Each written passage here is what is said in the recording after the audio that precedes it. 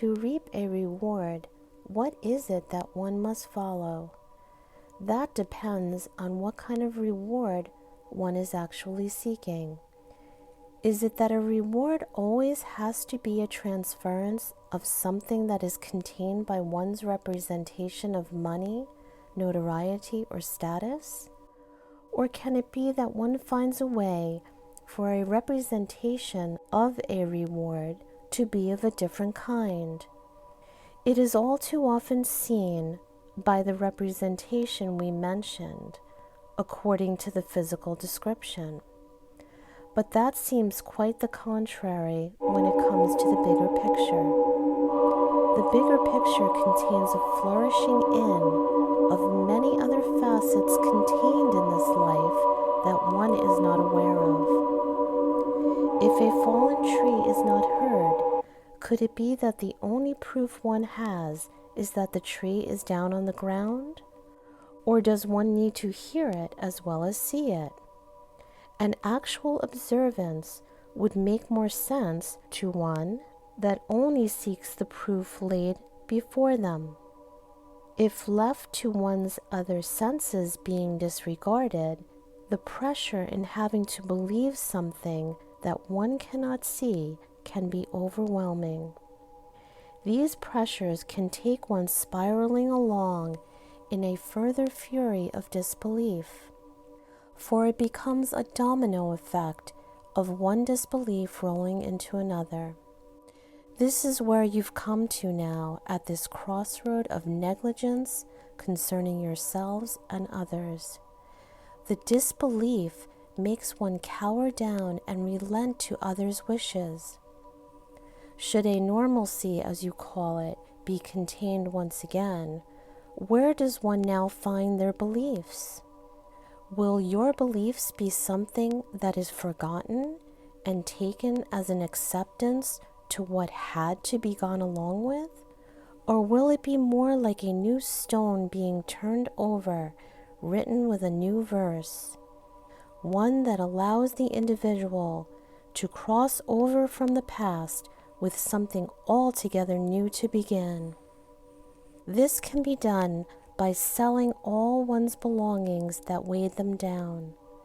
This is a reference to one's inner baggage. This will claim to one that their own avoidance is what is allowing them to linger alongside the ones they are in distaste of, because those individuals are also in denial of their own baggage. This is the scenario by which we mean how one can see themselves as another. That scenario can only be broken within this negative cycle by turning the feeling one has for themselves around.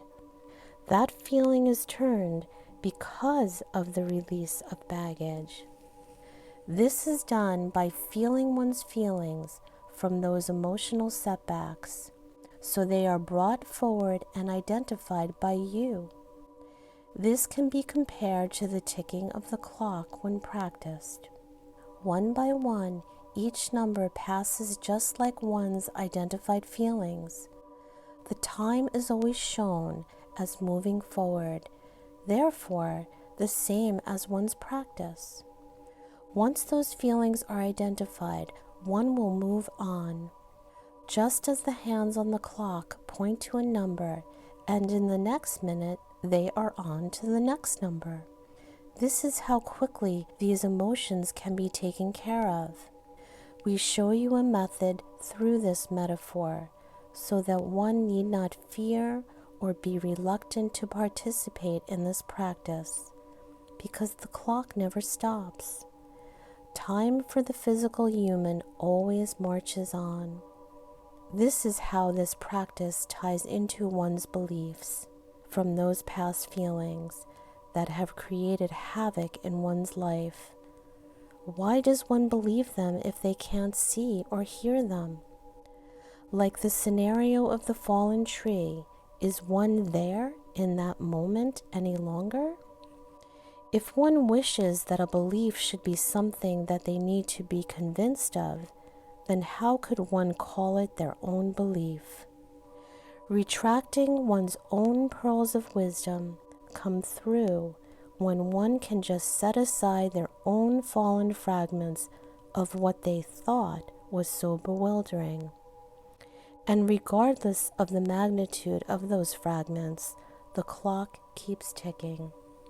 The ticking clock emulates our hands that are stretched out to you, wanting to help pull you onward, for nothing can remain as it was. The misconception of having things be as they have always been is far from a truth that one has believed. Every moment creates new variables that can never possibly be the same as the moment before. We are reserving the choice to be yours in every moment.